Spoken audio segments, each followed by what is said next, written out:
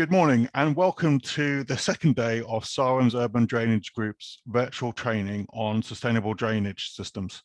Today's session is going to be focusing on the opportunities and benefits of Suds and how these can help support partnership working. As most of you were here yesterday, I dispensed with many of the introductions just to say that I'm Paul and I coordinate the work that we undertake at Syria on sustainable water management. I've been moderating and facilitating today like yesterday, and I'm also going to be joined by Elliot, Fiona and Jenny from the Urban Drainage Groups Committee. So they may be popping in to some of the sessions to help you out.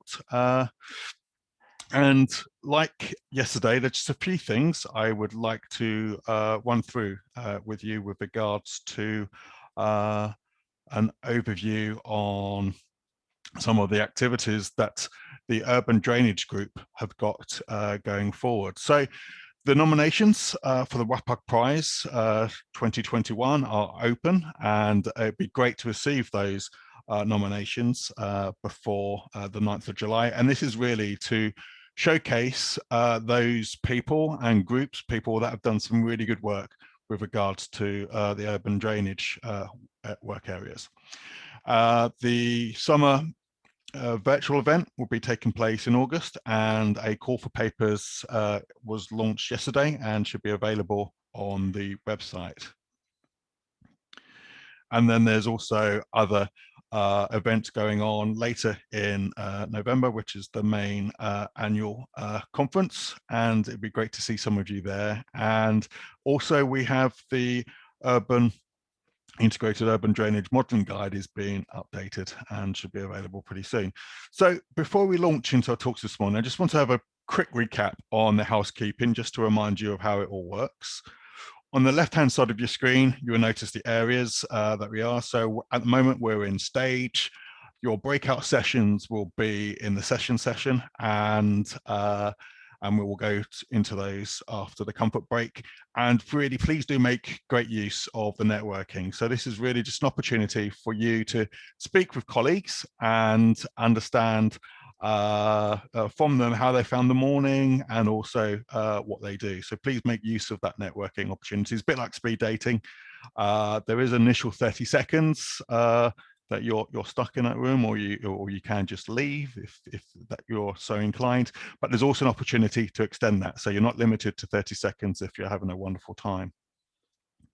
If you are experiencing any technical difficulties throughout these sessions, please contact the events team using the help desk in the breakout session area, or emailing them at events@sarm.org. And we're also joined again today by Irina, Maria and Roxana from the SARM events team. So this morning's presentations, we will be hearing from our keynote speaker, Emily Clark, followed by a double act of Neil Kirsup and Bryony Crickmore, and then we'll be finishing with Chris Digman. So as you did yesterday, please do respond or get involved by responding to polls and also posing questions. We'd ask you to pose the questions in the stage tab, because otherwise it makes it difficult to try and work out where all the questions are coming from. And I think we gave you two pieces of homework. The first one was to look at and familiarize yourself with BEST from the delegate pack. So hopefully you still got the delegate pack and you've got that to hand. And also it'd be really useful if you could have downloaded BEST. So both the link for the delegate briefing pack and BEST are available in the reception area. And I think if you've got neither of those, you're going to find the breakout sessions really quite challenging, but I would hope that you have at least the briefing pack from yesterday, and one of you has downloaded in your session, one of you has downloaded BEST. So we don't have a panel discussion session this morning, so we can make the best use of those practical sessions, but we will have a comfort break at 11:10, and where we will turn from the practical sessions. The first session is really mirroring what we've done in the presentations, and we'll be looking at the Suds opportunities and focusing on Suds opportunity mapping, where you'll be having a look at the two different scenarios that in the delegate pack. And after we've had some feedback, we will then look at what the potential Suds design concepts were, and then think about how this could be influencing the benefits from that site. And then we will talk about that during your session. So as I suggested, we'll be using polls and we'll be making good use of the chat. So if I just want to introduce the session really, and I think it might be helpful just to do a little bit of a recap. But before I do that, I really want to thank the presenters and co-facilitators for their time for today and also yesterday. So this isn't really possible without them contributing their time and helping us develop the information presentations and practical sessions. So what did we learn yesterday? We learned that many of the UK's water companies are starting to embrace Suds, whether that be for retrofitting or whether that be through supporting adoption through the design and construction guidance. Suds help the water companies respond to challenges around resilience, storm water overflows, and also help deliver their public interest commitment. Suds involving multiple disciplines can deliver multiple benefits for multiple stakeholders. However, the quality of Suds can be really variable, and it's important that this process of Suds design is underpinned by early and effective engagement and a coherent design philosophy. The approach to Suds adoption can be quite tricky, but the design and construction guidance will help provide some clarity around that going forward. And also these challenges around adoption can be resolved by early engagement. What we want you to go away with from these sessions is really realize there's a role for you to play in how Suds get taken forward. And there's a role for a number of disciplines, whether it be modelers, urban designers, landscape architects, civil engineers, drainage engineers, to get involved in delivery of good practice. And I also just wanted to let you know that later on today we'll be sharing with you another pack with some downloads for the case studies that we discussed yesterday. So today's session is about the opportunities and benefits of Suds and how these can underpin partnerships to bring about improvements in how surface water is being managed. Emily, our first presenter, will discuss how partnership working can support delivery of Suds and other nature-based solutions. Emily will explain what supports collaboration to deliver Suds, and this will then be followed by Neil and Bryony, who will provide an overview of the process to help determine the Suds opportunities from a given site and look at how information and different data sets can be considered to identify what type of Suds go where. And then Chris will provide an overview of the approaches to assess the benefits of Suds, and also providing an overview of BEST, which is Syria's benefits estimation tool. So let's kick off the first session, and it's time for me to introduce our keynote speaker, Emily Clark, who's from Anglian Water, and we'll be discussing the opportunities, as I said, around developing partnerships for Suds and nature-based solutions. Emily is a chartered water and environmental manager with 8 years of experience. She joined Anglian Water in 2017 as the flood partnership manager. Her roles and responsibilities are entirely focused on partnership funding and program manages Anglian Water's contributions to flood risk management schemes delivered by the Risk Management Authority partners. Previously, Emily has also worked for Cambridgeshire County Council and the Environment Agency. Emily is a member of several working and policy advisory groups, including the Catchment-Based Approach Flood Group, the CIREM Flood and Coastal Erosion Management SCRM Specialist Panel, and Syria's Natural Flood Management Manual Project Steering Group. So before Emily gets started, please do ask some questions, and there will be a chance for clarifications at the end. So, and also prior to Emily speaking, if we could just run the poll, that would be great, and I will give the results back later on in the clarifications. So over to you, Emily. Wonderful. Are we doing the poll first, sorry? Yeah, the poll's running now, but if you want to start your presentation, we can feedback in the clarifications. Sure, perfect. Okay. Thank you very much for the introduction. Next slide, please. As Paul said, I'll be talking to you about partnerships and the opportunities and benefits of those. So first of all, it's important to say that we are a regulated industry, and one of our key regulators is Ofwat on the left there. We have duties under legislation, but we also really care about our customers and our environment.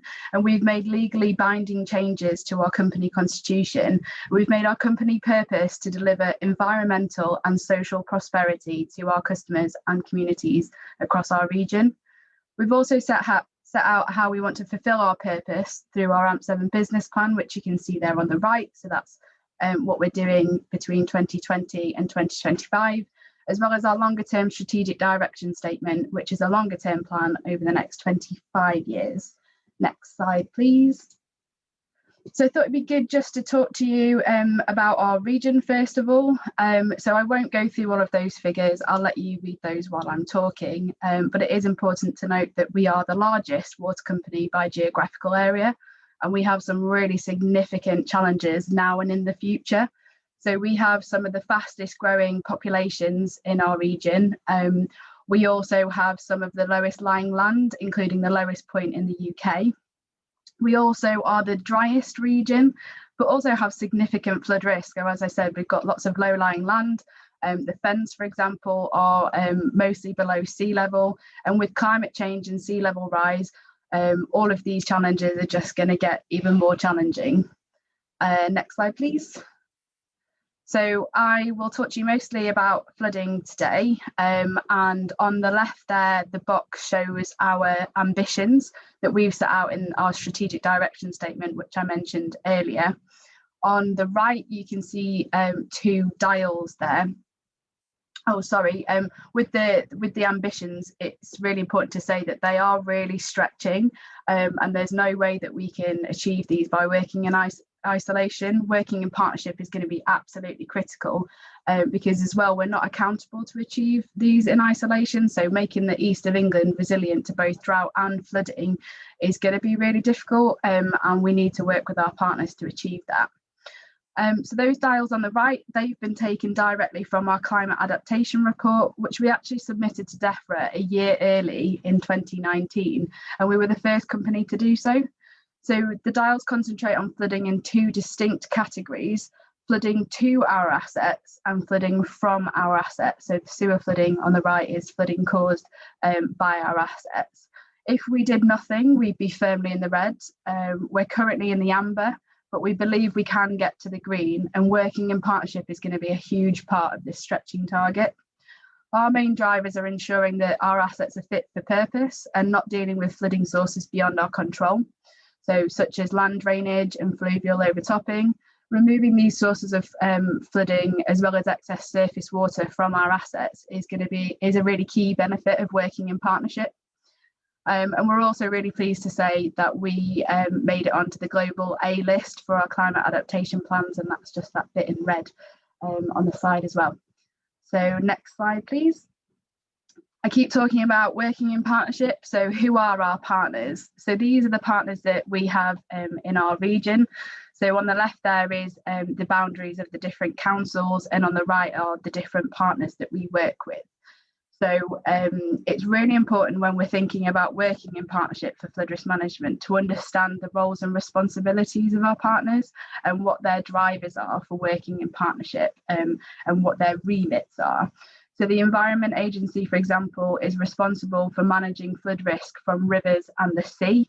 And so all of their flood risk management projects are going to be focusing mainly on managing those sources of flooding.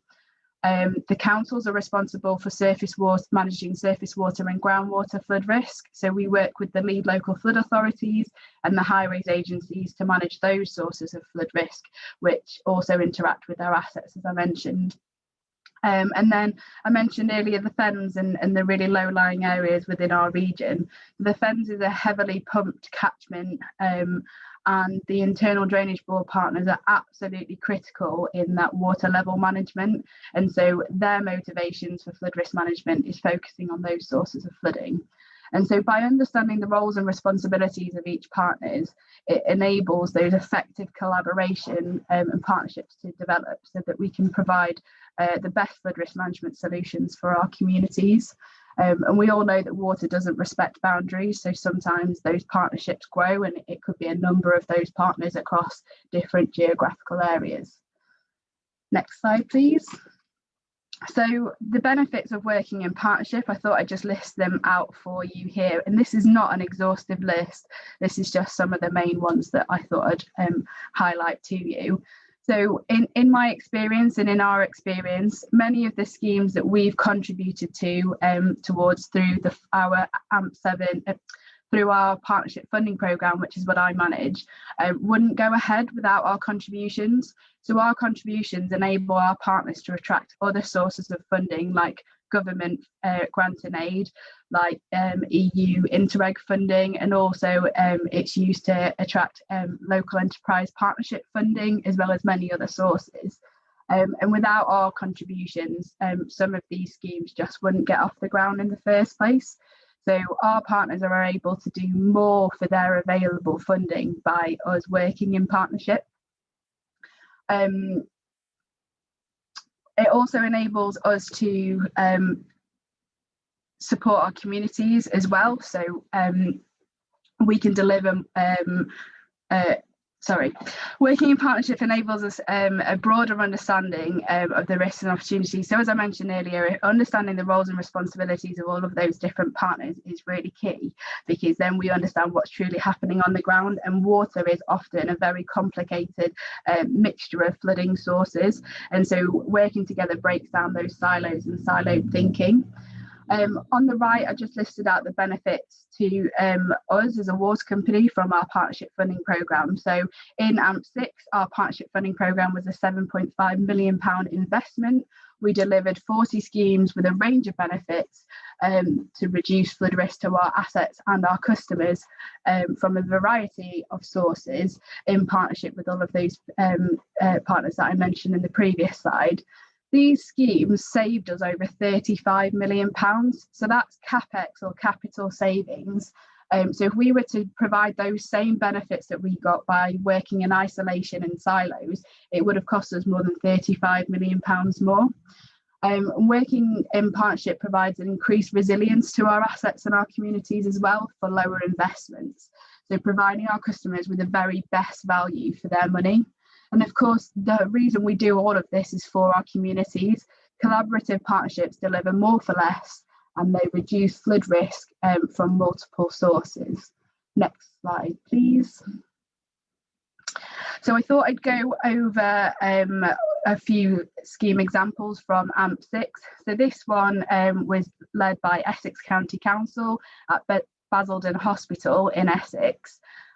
This scheme, so both the hospital and the local community was suffering surface water flooding.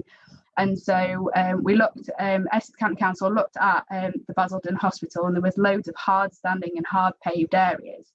So what we did was retrofit Suds and rain gardens, and also an attenuation basin here, which took the rainwater from the roofs and those hard surfaces and dealt with it on site.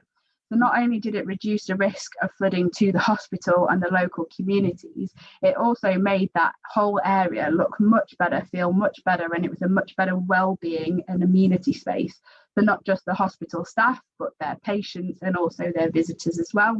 It's also a much better biodiversity area. It also reduces heat to the hospital as well. So it's a really multi-beneficial scheme.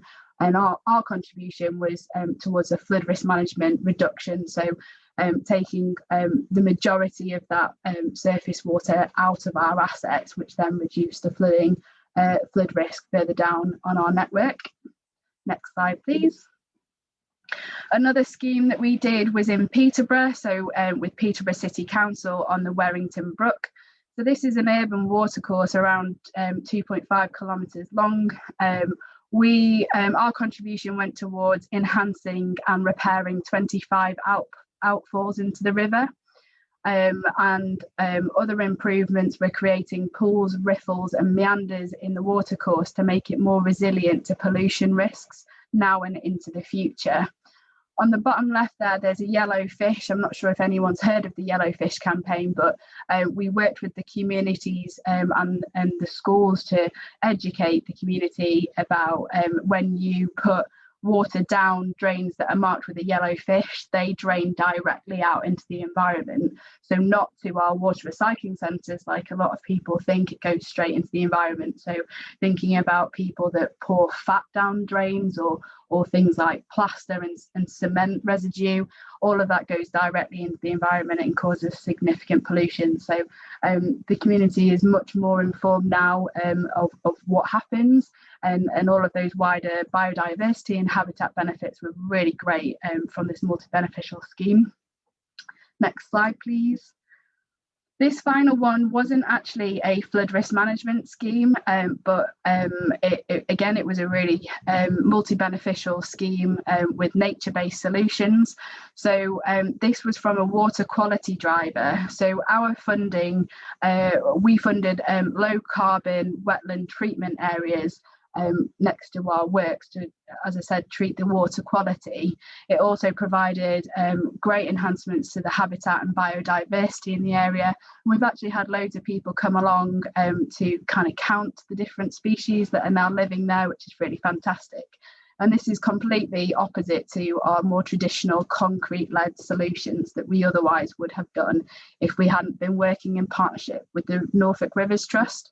But the reason why I wanted to highlight it is because off the back of this scheme, we're now starting to look at where we might be able to deliver similar solutions for a flood risk benefit. So we're talking to the Norfolk Rivers Trust again and Norfolk County Council about possibly doing something similar in Dereham. Next slide, please. And so I thought I'd just tell you quickly how we assess the benefits. So on the right there is our partnership funding application form. We of course work with our partners to develop the schemes in partnership and develop the optioneering so that we maximise the benefits for our contributions. Our partners then ask us for a partnership funding contribution. We've created our partnership funding application by adapting some UCWIR research, which I've just put in the bullets there if anyone's interested in that. And we also ask our partners to undertake a best assessment for each of their schemes. So as I've said, our partnership funding programme is a primarily a flood risk management funding programme.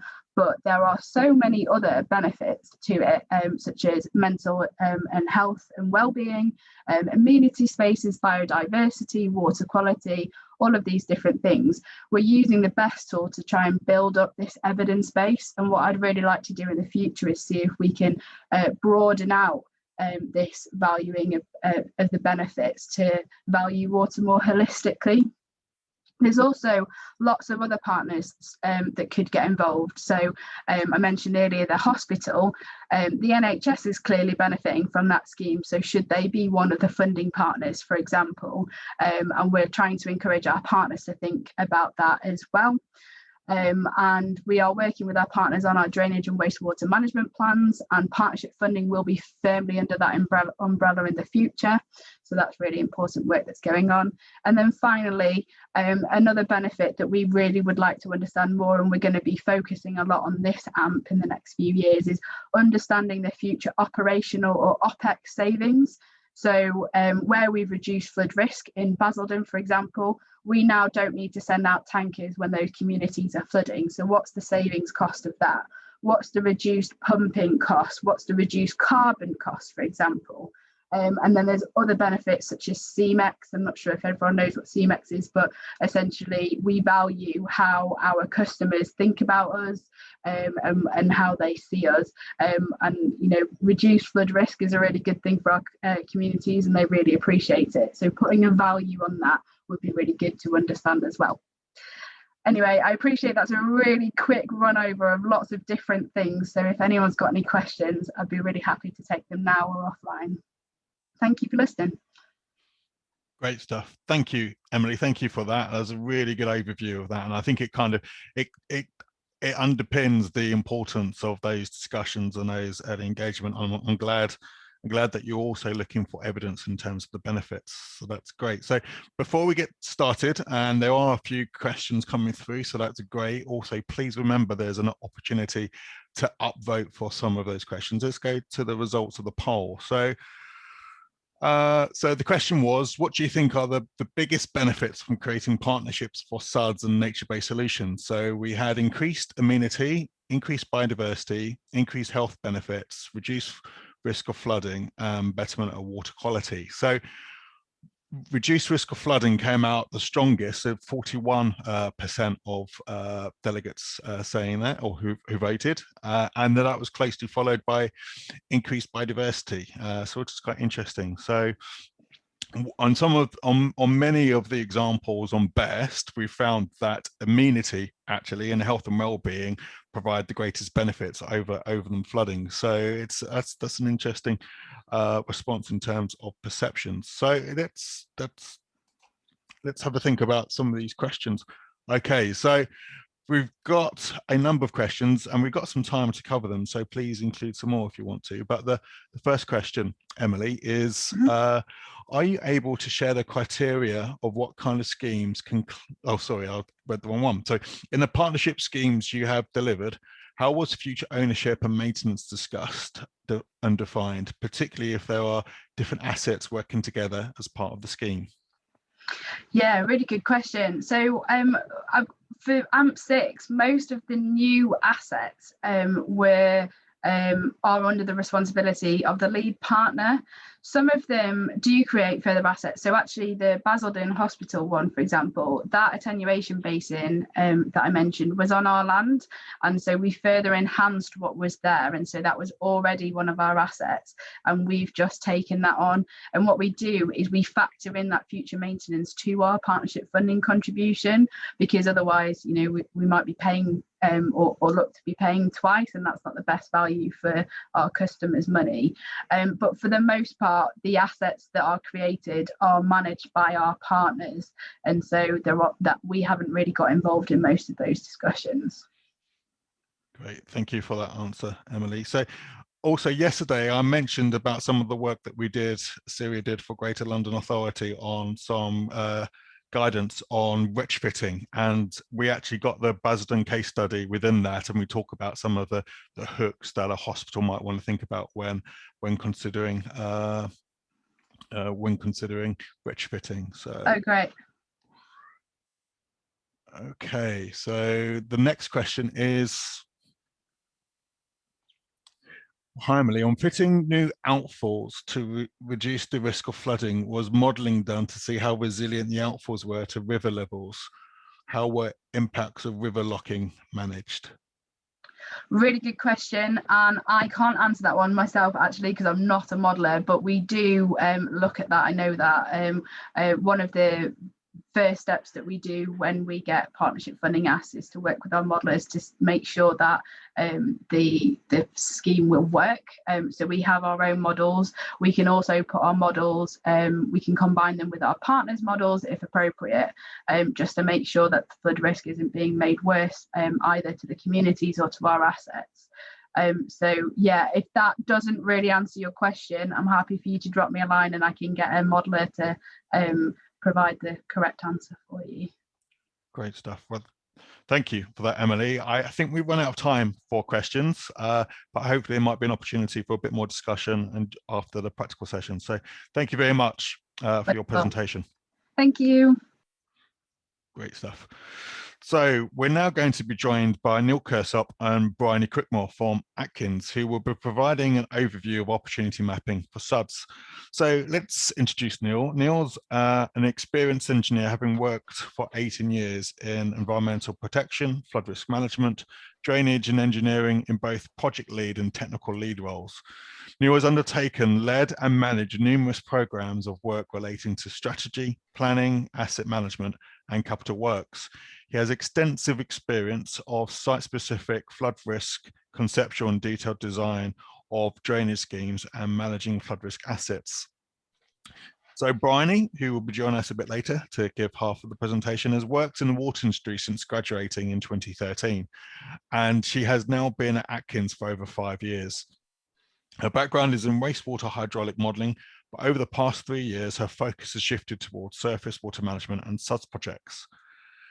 So, as again, there's still an opportunity to ask questions, and please keep those coming. And there will be a poll during Neil's presentation, and so please respond to that when asked to. So over to you, Neil. Thanks, Paul. Morning, everybody. Good to be here today. We're about to talk about opportunity mapping for Suds, obviously, and just to, next slide, please, just to go through the contents. Bryony, if you could just go through. Yeah, so between myself and Neil, we'll be covering what is opportunity mapping, why we'd be using opportunity mapping, the processes to create the mapping, any sort of considerations and constraints that we need to investigate, the outputs, and I guess essentially the purpose of the opportunity mapping, and finally an example of how we would use opportunity mapping.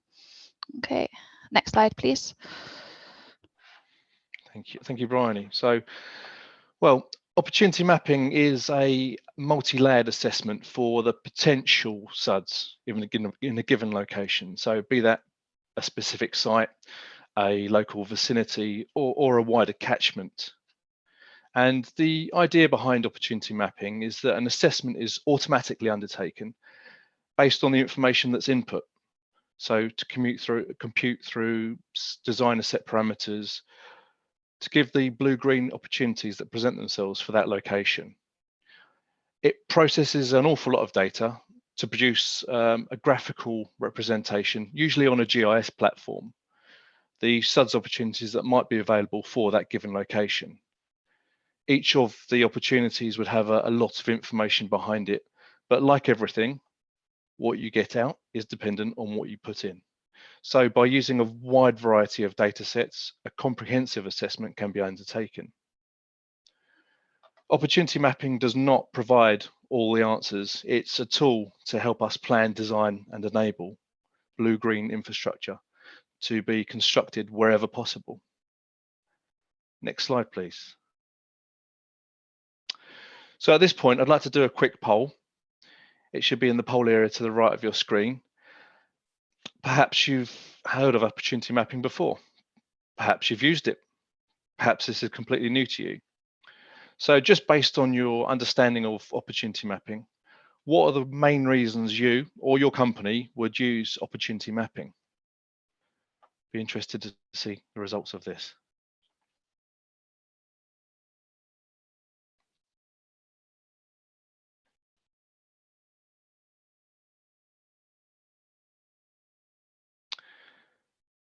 Okay. Neil, the votes just coming through. So at the moment, it's neck and neck between identifying cost beneficial solutions and identification of multiple sites. Excellent. Thank you, Paul. Much I know, so appreciated. it's just jumped. Oh. So the lead at the moment is identification of multiple sites suitable for Suds. Excellent. Interesting. Thank you. So there are a number of reasons to use opportunity mapping. And firstly, there is a clear shift to blue-green infrastructure in recent years. So with the need for greener, more sustainable solutions, it's no longer acceptable to build large below-ground concrete tanks to store wastewater during and after storm events. So understanding where the opportunities are, whether that be in a brownfield site or as part of a catchment retrofit scheme, is becoming more and more important. Secondly, taking the legwork out of optioneering. So the locations of quick wins, where the benefits are greatest, which opportunities are the most cost effective, particularly where budgets are always tight. And actually, where Suds may be possible, having some initial information allows us to have early conversations with stakeholders to understand their drivers and expectations. And thirdly, the opportunity mapping helps us quickly identify potential schemes and solutions. That allows us to hit the ground running when looking to implement blue-green infrastructure solutions. As I said, opportunity mapping is just a tool and should be used in conjunction with other data sources such as site visits, local knowledge, etc., to build up a holistic understanding of the site. Next slide, please. So why use these inputs? Well, master map is used to identify the land use and subsequently whether a surface will generate runoff or whether it can be used to attenuate, convey, or dispose of surface water. LiDAR, that allows us to assess the level of two locations and therefore whether a solution is possible. Obviously, water cannot run uphill. And BGS data and infiltration maps are used to assess the viability for infiltration suds. The river network indicates where a potential outfall could be located. If a site is close to a watercourse, this may present an easy opportunity to discharge runoff. Surface water flood maps and flood zones may indicate areas that could become inundated or overwhelmed. But at the same time, within a catchment, this data may indicate where we really should be considering putting suds upstream of these points. The drainage network allows us to identify points where connection back into the surface water system may be possible, particularly where there's no infiltration available and no watercourses are in the vicinity. And habitat data. So this allows us to avoid potentially disrupting sensitive habitats and also provides us the opportunities of identifying locations where complementary features may be installed to boost biodiversity and existing habitats. Next slide, please.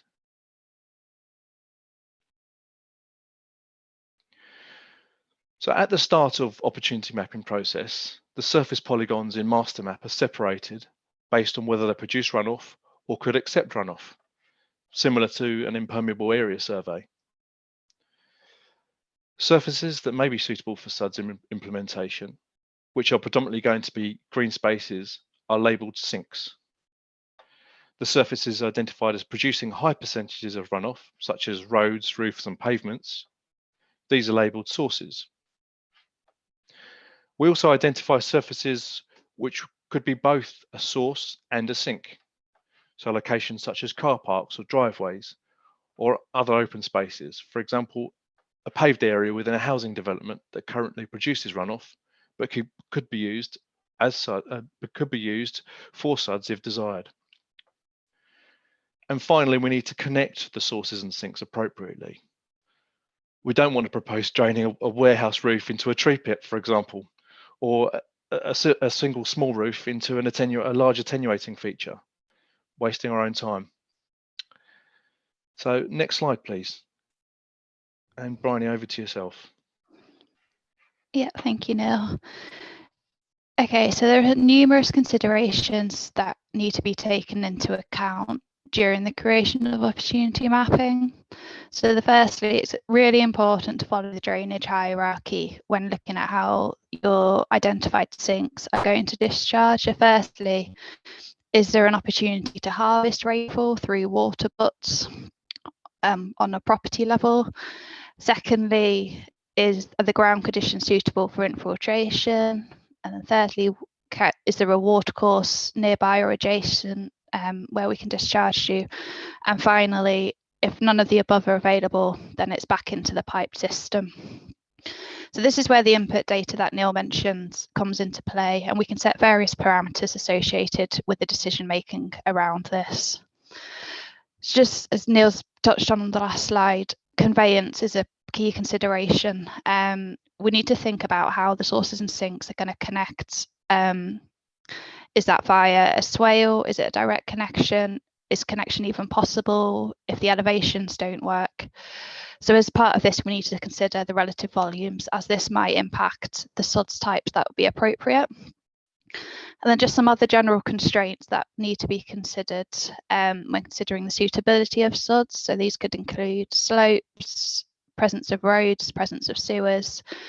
These are only examples. So obviously this is not a comprehensive list of all the constraints that we need to look at. For example, we might not have any information on utility locations, but obviously if we're looking at excavation of land or below ground suds, then services within roads obviously become critical. Next slide, please. Okay, so some of the outputs from opportunity mapping. So this, the figure on the slide is just a GIS layer coloured up using the master map polygons as outlines. So you get a visual example, and this is a sinks layer, and some of the typical information that might be included. So feasible suds types, often there will be more than one type of sod suitable for a given location, and for each of these feasible options, the layer can tell you what the source is, what the sink type is, and the discharge. So for example, the large car park sort of towards the centre of the screen, coloured sort of in green, indicates that a rain garden is possible there. So that would be the suds type. The source would be the car park itself generating the runoff as an impermeable surface.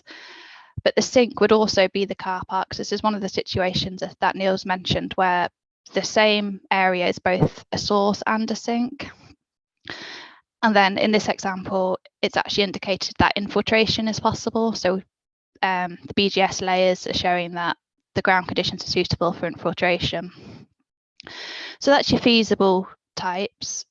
What we can do then is specify a dominant suds types. This is often selected as a sort of a function of the software and driven by perhaps process or framework choices. So this can vary dependent on the driver of the project, for example.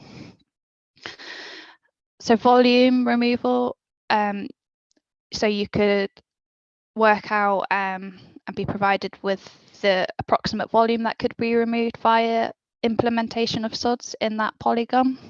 So this would just be calculated based on a specified rainfall event and the area of the impermeable surface. Next one is cost. So you can get high level cost outputs. Generally this is based on a per unit cost per metre square for each suds types. And as well as that, you can get operational costs, so a sort of typical associated maintenance cost for the specified suds types, just to give you an indication of sort of high level costing at concept design stage. I think it was mentioned, it provides outputs of feasible discharge methods, so whether that's infiltration, watercourse, or pipe discharged. So each polygon will be given a preferred discharge method based on some of the input data we saw earlier. And finally, it can also be a tool to identify the co-benefits associated with implementing SUDS, e.g. the provision and enhancement of green space for recreation, air quality improvements, and carbon benefits. Next slide, please. So quickly, how would we then, once we've got opportunity mapping, how would we then use it on a sort of a day-to-day basis? So firstly, we could, if you've got a catchment with a known driver, so whether that's hydraulic flooding, capacity issues, or you've got a high CSO spiller, surface water separation might be a viable solution. So then you need to understand, obviously, what is the root cause of the problem in order to identify where SUDS may be best located for the biggest impact. So once you've understood the root cause, opportunity mapping can be then used as part of the optioneering phase of a project to identify possible sinks and sources. And this is then used in conjunction with hydraulic modelling to refine any possible identified solutions. And then finally, we need to understand the impacts and the multiple benefits provided by SUDS types in the selected location. So this can enable decisions to be made and schemes to be implemented and feed into any sort of stakeholder engagement or cost beneficial decisions. And then, next slide, sorry, Irina. This is just a couple of hyperlinks to some relevant documents. So retrofitting to manage surface water and the SUDS manual, which I'm sure you're all familiar with. And then I think that's, yep, next slide, please. And then just thank you all for listening. Are there any questions? Great, thank you for that, Neil and Bryony. Just to say that we'll be circulating links for some of those documents a little bit later on this morning in the next delegate pack. So there's opportunities to ask some questions, and I in the absence of questions for the moment, I've got one, Bryony and Neil. I can see how the tool and the approach speeds up the process of looking at a site. How often is there a comparison undertaken between what the tool says and what opportunities there might be in terms of walking the site and looking at opportunities in terms of understanding the local characteristics, what the community were like? How often is that kind of cross-checking undertaken following the run for the model or the tool? So that's one I'm happy to handle, Paul. So essentially, every time that the mapping tool is run, or the opportunity mapping tool is run, depending on the situation, whether that's for a whole catchment, obviously we can't go and check the viability of the solutions across the whole catchment. That would be a lot of time to do that. More on a local basis, where we've got an idea of what might be going on when we're engaging with stakeholders, local authorities, water companies, and speaking to people on the ground. It's almost a verification of what the outputs are by discussing, each of the sites. People generally know what's going on in their patch, and so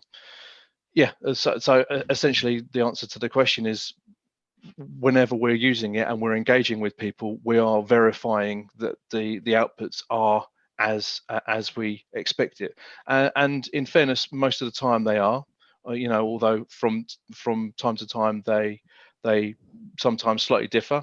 The infiltration maps, the BGS data, it's not as granular as one might want, so there are situations where we hope to get infiltration, and that doesn't appear to be the case, following subsequent infiltration tests. So it's variable, but on the whole it's pretty accurate. Yeah. Brilliant. Thank you for that, Neil. Okay, so there's the flurry of questions coming in, and also a flurry of upvoting. So I think the most popular questions come through from Emma Cooper. So the question is, whilst opportunity mapping is great, how are the natural features once constructed being mapped? Is there something around symbology, etc.?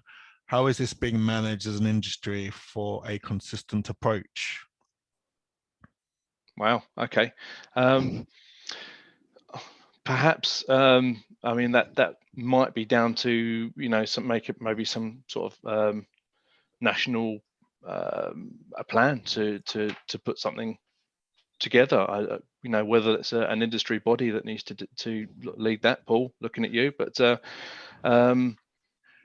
I think that's a great idea, to be perfectly honest. I think it may be done. I think it may have been done. I know that HR Wallingford were working with Water UK to look at consistent symbology for Suds. I'm not necessarily sure about natural features, and I know there's also a lot of local authorities obviously doing their asset registers around absolutely some of the flood risk infrastructure. So I think that's something that we could probably go away and look at, but I'm pretty certain that there is a symbology approach being developed that would have been shared with the water companies for sure. I don't know how far it's been disseminated, but we can find out about that. So I think it's a very good point, and I think it has been looked into. So that's great. So looking at where we are for time, I think I might just leave it there for the moment, and then I'll pass over to our others for discussion later on. But thank you, Neil and Brian, and thanks for those answers.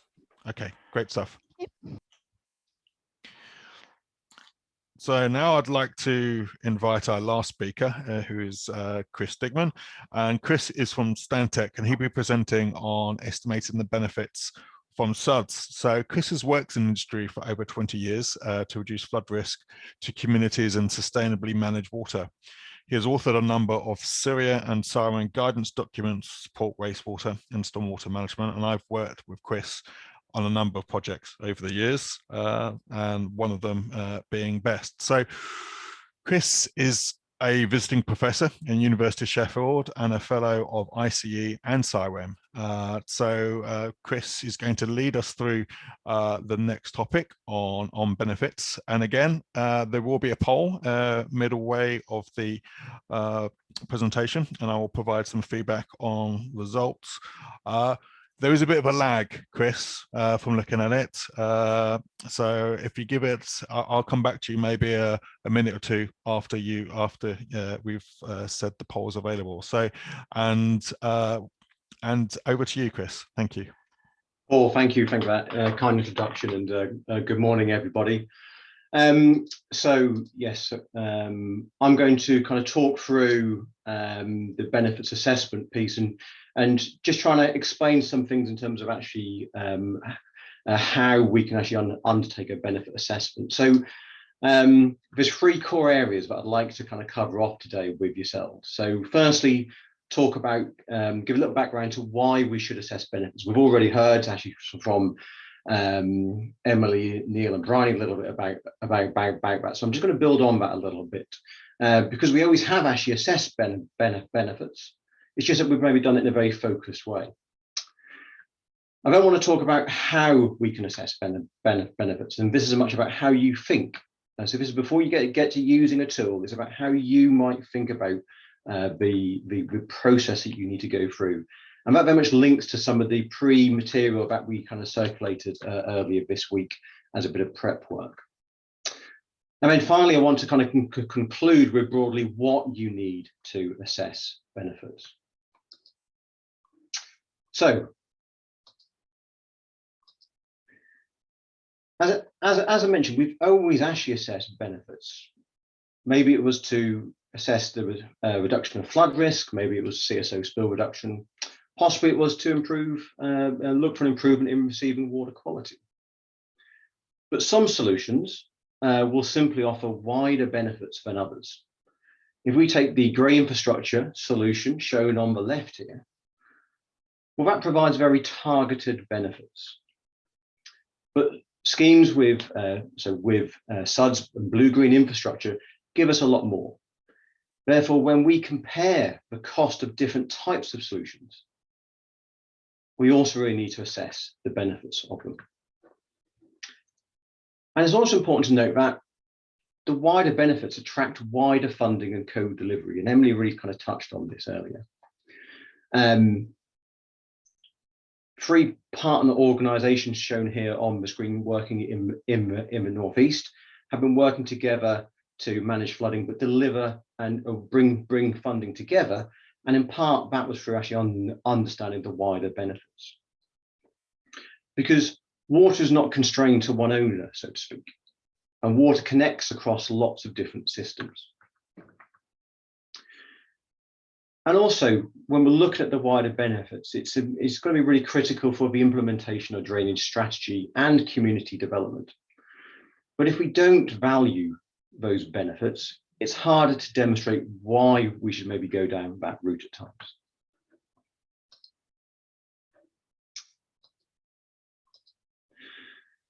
So what are some of those kind of benefits? Well, Suds can bring lots of different types of benefits. Depending upon what is planted, they might improve air quality. They might provide cooling, slow the flow, enhance the area to make it a more pleasant place to live and work. It could be to improve the physical and mental health and well-being, and so on. But working through in a logical way to try and capture these, whilst recognizing there is some uncertainty, is really important. It's quite easy to overestimate benefits, and when that's spotted, it can actually undermine decisions. So it's important that we really give that some thought. We also record down our judgment, sometimes our estimates, but we record our decision making. Oh, went a little bit too quick. So this is the poll time, and hopefully the poll will be coming up for you now. But I want you just it's a very simple yes and no question for you to answer. And I would like you to kind of actually think about, okay, so if I was to go and plant a tree, and I plant exactly the same tree in all these locations shown on here. So whether it's in the middle of a field, amongst the cows, in a town, or in a real dense urban city, do you think that it will create the same benefit? So I'd just like you to vote yes or no. I can already see that the votes are piling in, and glad to see that we're kind of generally kind of going for the no. But why is it a no? Well, it's a no because the context of whether it's kind of retrofitting and you're looking to kind of put in new suds or green infrastructure, is really crucial to help you think about the level of benefit that you will actually try and create. And that's a real danger that we have to guard against when we at times take an automated process. So understanding context is really important. So let's talk about how for a moment. So I expect many of you will have heard about systems thinking. Well, evaluating benefits is really actually about thinking about those systems, and it's about breaking down. So it's about you do one thing and that creates an impact. That could be a positive or negative impact. And when we come to assess benefits, that is literally what we are thinking about. When you do something, what will be the impact? Or what will be the follow-on impact and the follow-on impact? And it'll cross between water and other systems as well. So really, when we assess benefits, it's all about your thought process. Now, the next two slides were in your pack that we shared before the event today. So I won't actually go through in all the detail, but I will just actually run through a little bit. Because firstly, this kind of step-by-step process here on this slide is what actually gives you your kind of thought process to step through. So if we start on the left-hand side, so you firstly think what the intervention could be. Now, you probably already know what that intervention is, and what is the context you're going to go and actually kind of put it into. So you understand its surroundings. You understand how it might interact. You then ask yourself, well, how is it going to work? So this could be from a water management perspective, but also it could be the other functions that it might perform. So it could be an educational function. And so you want to also understand how it might perform over time. And will it be working on its own?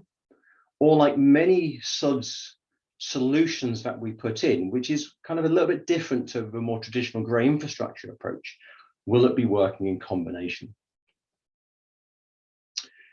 You then need to think about, well, what does it change? What will be the impact? Will it improve the air quality? Will it reduce runoff by reusing the water? So you think about what that change will actually be. And then you ask, how much will it change? So that fourth part here. What will be the size of the benefit? And that really depends upon what we're going to use to determine that as well. Because we might actually have to estimate it. Or we might be using a model to help us actually understand that. But then when we've been through that process, we get to the end in terms of, well, what is the final outcome? Both in terms of maybe describing it qualitatively, but also then actually kind of determining the monetary value for that. And that is really then where using the benefit estimation tool, or BEST, from Syria actually comes in. So we'll take a look at this next slide, which again is very similar, or is actually what you kind of would have seen in the pack that was circulated. So let's just run through the steps here now, which is essentially what you run through when you actually complete the BEST tool. And it's worth me saying, when we get to the practical session later on, we'll actually just be running through just exactly how to use the tool as well, just to help you kind of go through that. So firstly, in the tool, you need to estimate or calculate the quantity. So that might be the number of people who will benefit. You then need to select the monetary value from a selection list. And that's one which you can kind of actually drop down and actually select.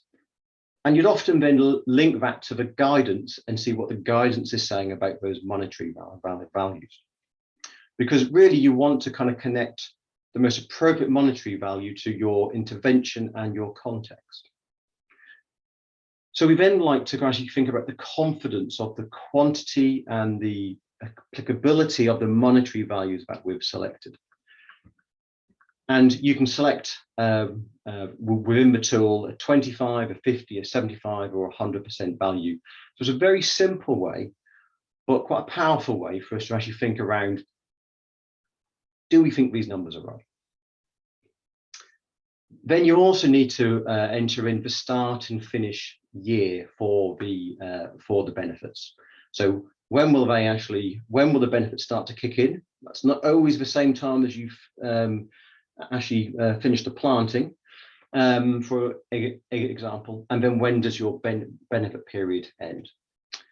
And then also you need to ensure that you have the right discount rates, and different stakeholders and partners may use some slightly different rates depending upon what rules that they might be following.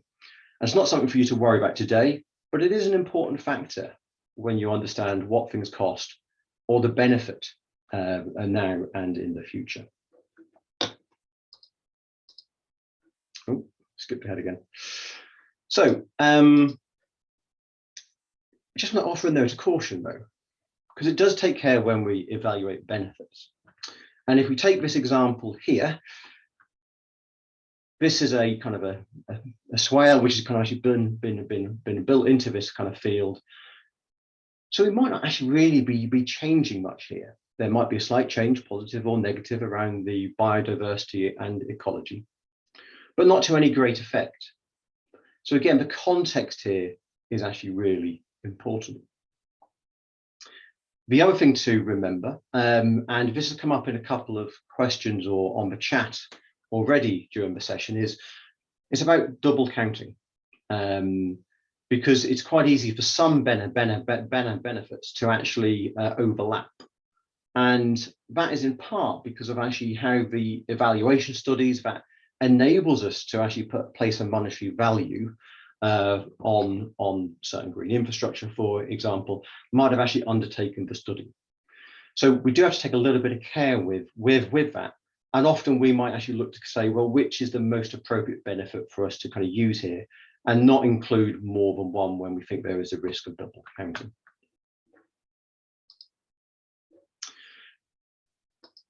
Now, simply when we come to calculate benefits, the benefit estimation tool really kind of works off two fundamental parts. Firstly, we calculate the yearly benefit, and that is by looking at the quantity of the beneficiaries. So, for example, as I said, that could be the number of people. We then look at the benefit, if we times it by the benefit monetary value, and then we times it by the confidence. And that gives us the yearly benefit. We then calculate that for each year, and we then summate that up for each year within our period of when our start and finish for the benefit. And this is where the discounting rate comes in for us to calculate what's called the present value. And it's a very standard calculation, but I'm sure some of you will already be familiar with. And that's what BEST actually allows us to do. So what do you often need? Well, that's going to depend. You may need populations, and that can often be a difficult part to determine. And sometimes you might lack a little bit of evidence. And this is where you can both use the guidance to steer you, but also you may need to estimate and give your reasoning and record it down. you may need to understand the size of the interventions or the number of the interventions that you've actually got. And as I mentioned, kind of linked to a couple of previous slides, understanding about time and duration and when those benefits will actually start. Because some Suds, for example, you may build, but you need to protect them for a year, even to start to actually mature. And critically, and I hope this point is really coming through, you really understand that local context, because that really might actually change the numbers and the monetary values that you actually get out. And so it's all about you thinking and not blindly following a process. Now, I've mentioned the guidance.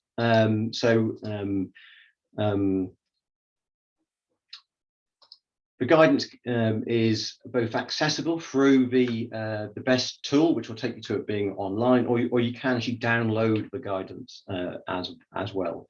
And that's quite comprehensive in terms of covering both how to use parts of the tool, but also the data and the information that sits behind the tool to help you when you come to look at each benefit. So that brings us to the end of the summary of assessing the benefits. There is a lot more information through the Sustra website, which you can see not only stuff around BEST, also case studies that actually support BEST and give you some more kind of insight, as well as a lot of other really helpful kind of guidance linked to Suds and blue-green infrastructure. So we'll look to leave that there and pause there. And there's a chance, I think, for clarifications or comments. Great. Thank you, Chris, for that presentation and overview of BEST. So we do have some questions, and the first one is from Ben, and Ben's asking where the driver for identifying Suds solutions is hydraulic flooding or CSO spills. How effective is Suds in reality?